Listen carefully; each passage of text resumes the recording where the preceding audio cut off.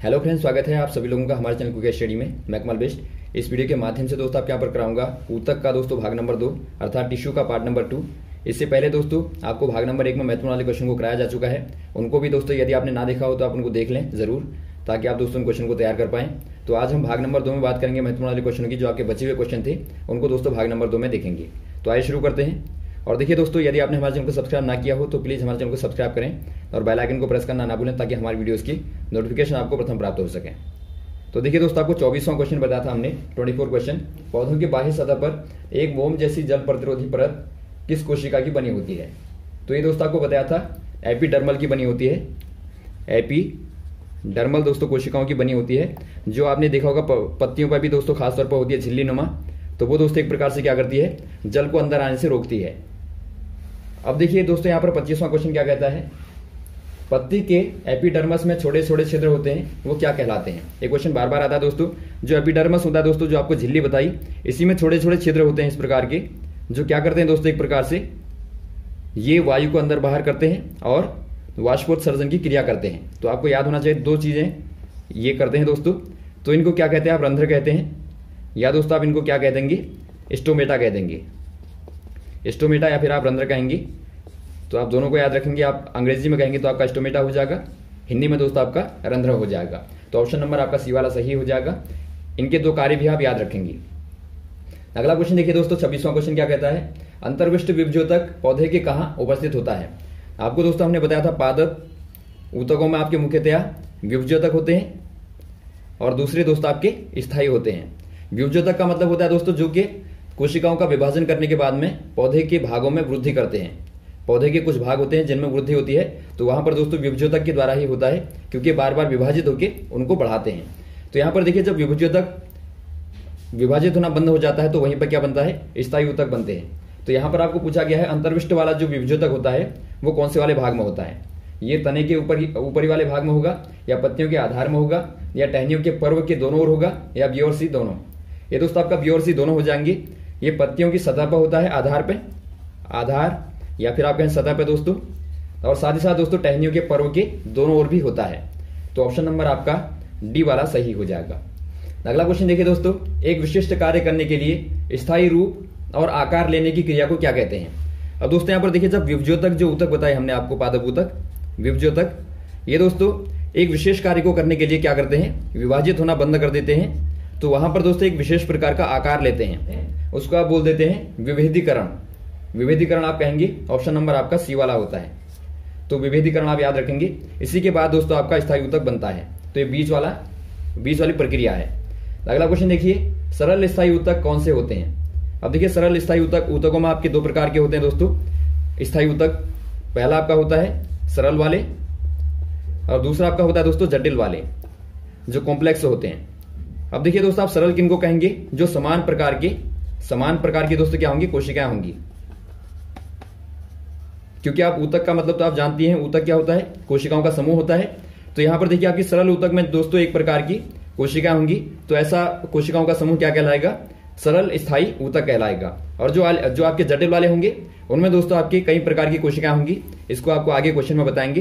तो यहाँ पर आपको सरल बताना है, तो आपका सरल कौन सा वाला हो जाएगा, देखिए कॉलेनकाइमा होगा, पेरेनकाइमा होगा, या स्क्लेरेनकाइमा होगा।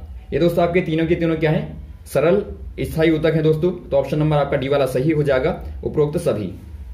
अगला क्वेश्चन देखिए दोस्तों, जंतु में शरीर को ढकने या बाह्य रक्षा प्रदान करने के लिए कौन से वाले ऊतक होते हैं? अब देखिए दोस्तों, यहाँ पर जंतुओं की बात कही गई है। जंतु अर्थात जो मानव है या फिर जानवर हैं।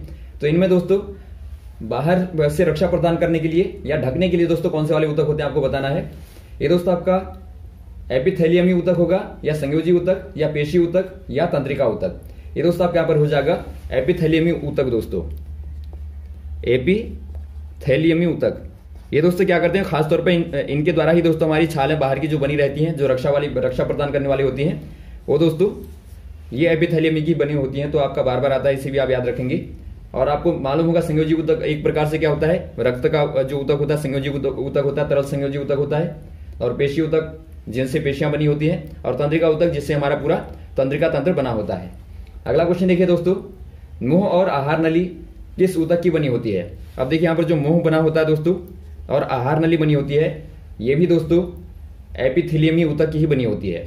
तो आप याद रखेंगे ऑप्शन नंबर आपका सी वाला सही हो जाएगा, एपिथेलियमी ऊतक। अगला क्वेश्चन देखिए दोस्तों, निम्न में से कौन सा जंतु ऊतक है? जंतु ऊतक कौन सा वाला है इनमें से आपको बताना है।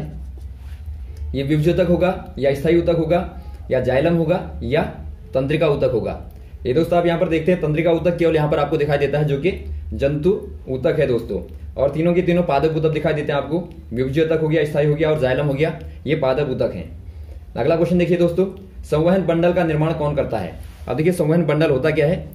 संवहन बंडल दोस्तों यहाँ पर देखिए पादपों में संवहन का कार्य कौन करता है आपको मालूम होगा, जाइलम और फ्लोएम। तो ये दोनों ही दोस्तों मिलकर के क्या बनाते हैं? संवहन बंडल बनाते हैं, जो कि भोजन को सारे के सारे भागों में पहुंचाने का कार्य करते हैं। आपको मालूम होगा पत्तियों के द्वारा जो भोजन बनाया जाता है उसको फ्लोएम के द्वारा पादप के अन्य भागों तक पहुंचाया जाता है, और जो जड़ों में दोस्तों आपका खनिज होता है या फिर जल होता है उसको पादप के अन्य भागों तक जाइलम पहुंचाता है। और इन दोनों में आपको अंतर मालूम होना चाहिए। जाइलम में दोस्तों अधिकांश जो कोशिकाएं होती हैं, अधिकांश कोशिकाएं दोस्तों क्या होती हैं? मृत कोशिकाएं होती हैं। ये क्या है दोस्तों? दोनों ही क्या है? जटिल हैं। जटिल कहने का मतलब जो आपकी दो या दो से अधिक कोशिकाओं से मिलकर बने होते हैं वो आपके जटिल स्थायी ऊतक होते हैं। तो ये दोस्तों एग्जाम्पल किनके हैं? जटिल स्थायी ऊतकों के एग्जाम्पल हैं। तो फ्लोएम में दोस्तों अधिकांश आपके जो कोशिकाएं होती हैं वो आपकी जीवित कोशिकाएं होती हैं। केवल जो आपके फ्लोएम रेशे होते हैं, फ्लोएम रेशे, यही दोस्तों क्या होते हैं? मृत कोशिकाएं होती हैं। तो यहां पर आपका ऑप्शन नंबर कौन सा हो जाएगा? जाइलम और फ्लोएम। आपका ऑप्शन नंबर डी वाला आपका सही हो जाएगा। अगला क्वेश्चन देखिए दोस्तों, निम्न में जटिल स्थायी ऊतक के उदाहरण हैं। देखिए यहां पर आपको वही पूछा गया है, आपको बताना है कि जटिल स्थायी ऊतक के एग्जाम्पल इनमें से कौन से हो जाएंगे। पैरेनकाइमा होगा, कोलेनकाइमा होगा, जाइलम और फ्लोएम होंगे या क्लोएनकाइमा होगा। ये दोस्तों आपका ऑप्शन नंबर सी वाला हो जाएगा, जाइलम और फ्लोएम, क्योंकि ये दोनों ही दोस्तों आपके कई प्रकार की कोशिकाओं से मिलकर बने होते हैं। आपको बता दिया हमने। इनमें दोस्तों जो आपका जाइलम होता है, जाइलम में आपको बताया था हमने, ये आपका पैरेनकाइमा हो गया और आपका जाइलम फाइबर हो गया। और इसमें दोस्तों आपकी वाहिका और वहनिकाएं होती हैं। और इसी प्रकार से दोस्तों फ्लोएम भी कई प्रकार की कोशिकाओं से मिलकर बना होता है। तो ऑप्शन नंबर आपका सी वाला सही हो जाएगा। अगला क्वेश्चन देखिए दोस्तों, पौधों में एक से अधिक प्रकार की कोशिकाओं से बने ऊतक को क्या कहते हैं? तो यहां पर आपको बताना है सरल स्थायी ऊतक होगा या जटिल स्थायी ऊतक होगा या सरल अस्थायी ऊतक होगा या जटिल अस्थायी ऊतक होगा। ये दोस्तों आपका जटिल स्थायी ऊतक हो जाएगा। दो या दो से अधिक प्रकार की जो कोशिकाएं होती हैं उनसे बने वाले ऊतक आपके जटिल स्थायी ऊतक हो जाएंगे। और जो आपके सिंगल होंगे दोस्तों आपको बता दिया सरल स्थायी ऊतक कहलाएंगे। अगला क्वेश्चन देखिए दोस्तों, मरुस्थलीय पौधों की बाहरी सतह वाले एपिडर्मिस में कौन सा जल अवरोधी रसायन पाया जाता है? अब दोस्तों यहाँ पर देखिए जो आपके मरुस्थलीय पौधे होते हैं उनमें आपने देखा होगा दोस्तों खास तौर पे उनकी जो बाहरी पत्तियां होती हैं अलग प्रकार की होती हैं और ज्यादातर कांटेदार होती हैं।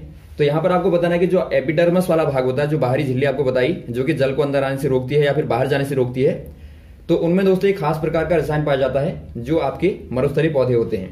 क्योंकि मरुस्थली में आपको मालूम होगा वहां पे पानी की मात्रा बहुत कम होती है दोस्तों, इसीलिए पानी को बचाए रखने की आवश्यकता ज्यादा होती है। तो इसीलिए उनमें एक प्रकार का खास प्रकार का रसायन पाया जाता है प्राकृतिक तौर पे। तो उसको क्या कहते हैं आपको बताना है। ये पेक्टिन कहलाता है या क्यूटिन कहलाता है या लिग्निन कहलाता है या ग्लाइसिन कहलाता है। ये दोस्तों आपका क्यूटिन कहलाता है। आप याद रखेंगे, बहुत बार पूछा जाता है, क्वेश्चन महत्वपूर्ण है। क्यूटिन आप याद रखेंगे, ऑप्शन नंबर आपका बी वाला हो जाएगा। ये दोस्तों पानी के जो अनावश्यक खर्च होता है उसको बचाता है। अगला क्वेश्चन देखिए दोस्तों, जड़ों की कौन सी वाली कोशिकाएं जल को सोखती हैं? बहुत महत्वपूर्ण क्वेश्चन है। जड़ों में दोस्तों विशेष प्रकार की कोशिकाएं होती हैं जो कि जल का दोस्तों अवशोषण करती हैं। तो कौन सी वाली होती है आपको बताना है। एंडोडर्मल होंगी, एपिडर्मल होंगी या हाइपोडर्मल होंगी या कैम्बियम होंगी। ये दोस्तों आपकी कहलाती हैं हाइपोडर्मल। हाइपोडर्मल वाली कोशिकाएं दोस्तों क्या करती हैं? जल का अवशोषण करती हैं। तो ऑप्शन नंबर आपका सी वाला सही हो जाएगा। अगला क्वेश्चन देखिए दोस्तों, वृक्ष की छालों को हवा एवं पानी से आगाध्य बनाने के लिए कौन सी वाली रसायन होते हैं? आगाध्य कहने का मतलब है दोस्तों जो आघात से बचाने वाले होते हैं वो कौन से वाले रसायन होते हैं आपको बताना है। काहे में दोस्तों छालों में जो पाए जाते हैं एक प्रकार से। तो ये दोस्तों क्या होंगे? पेक्टिन होंगे या सुबेरिन होगा या सेल्यूलोज होगा या क्यूटेन होगा। ये दोस्तों आपके यहाँ पर होता है सुबेरिन। आप याद रखेंगे सुबेरिन नामक दोस्तों रसायन होता है जो क्या करता है, बाहरी छाल में पाया जाता है और ये हवा और पानी के दोस्तों, पानी और हवा की अवरोध से दोस्तों आघात से बचाता है किनको? पौधों को, पेड़ पौधों को दोस्तों। तो ऑप्शन नंबर आपका हो जाएगा यहाँ पर बी वाला सही हो जाएगा। वैसे यहाँ पर देखिए दोस्तों आपका पेक्टिन भी आया। पेक्टिन को आप देखिए, पैक्टिन को आप समझिए दोस्तों, पैक्टिन क्या होता है? पैक्टिन एक प्रकार से कार्बोहाइड्रेट होता है दोस्तों, जो कि कोशिकाओं में, कोशिका की दोस्तों भित्ति में पाया जाता है।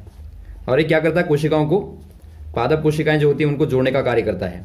कोशिका को दोस्तों आपस में जोड़ने का कार्य करता है।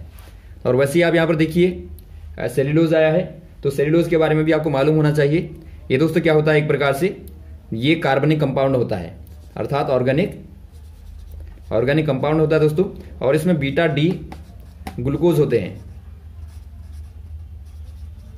बहुत सारे ग्लूकोज होते हैं दोस्तों। इनमें आपके लगभग 100 से लेकर 1000 तक के दोस्तों ग्लूकोज की एक लीनियर चेन होती है सेल्यूलोज में, तो ये भी आपको मालूम होना चाहिए। अगला क्वेश्चन देखिए दोस्तों, उत्तेजना को बहुत शीघ्र पूरे शरीर में एक स्थान से दूसरे स्थान तक कौन पहुंचाता है?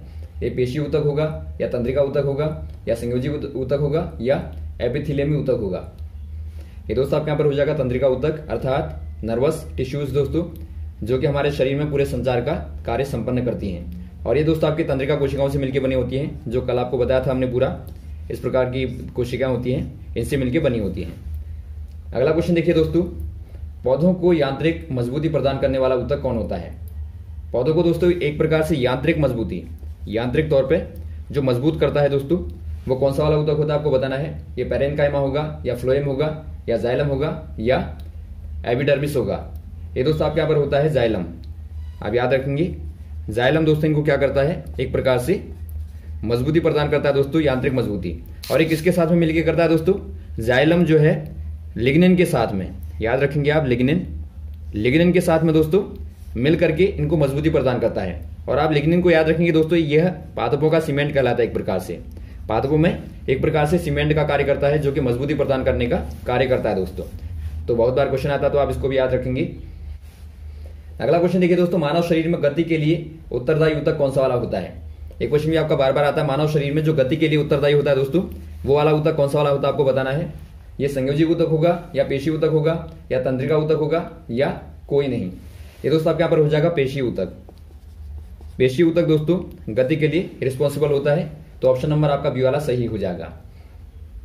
अगला क्वेश्चन देखिए दोस्तों, ऊतक जो मनुष्य में पेशियों को अस्थियों से जोड़ता है। अब देखिए क्वेश्चन बार बार आता है, जो अस्थियों को दोस्तों पेशियों से जोड़ता है मानव में, तो ये कौन सा वाला ऊतक होगा आपको बताना होता है। ये ऊतक दोस्तों आपका कांड्रा होगा, या एपिथेलियम होगा, या संयोजी ऊतक होगा, या तंत्रिका ऊतक होगा? ये दोस्तों आपके यहाँ पर होता है कांड्रा ऊतक। ये क्वेश्चन बार बार आता है, तो ऑप्शन नंबर आपका ए वाला सही हो जाएगा, कांड्रा। अगला क्वेश्चन यहाँ पर देखिए, ऊतक जो मानव शरीर में वसा संचय करता है, वसा का संचय करने वाला जो ऊतक होता है दोस्तों, वो आपका क्या कहलाता है? वसीय ऊतक कहलाता है। वसीय ऊतक, या फिर आप दोस्तों इसको कहते हैं एडिपोस टिश्यू, एडिपोस टिश्यू हो जाएगा दोस्तों। तो इसे भी आप याद रखेंगे, तो ऑप्शन नंबर आपका बी वाला सही हो जाएगा। तो इस प्रकार से दोस्तों आपके महत्वपूर्ण क्वेश्चन थे, जो आपने भाग नंबर 2 में देखे। और भी दोस्तों आपके महत्वपूर्ण क्वेश्चनों को आपको लगातार बताते रहेंगे, हमारे साथ भी बने रहेगा। Okay, thanks. जय हिंद, जय भारत।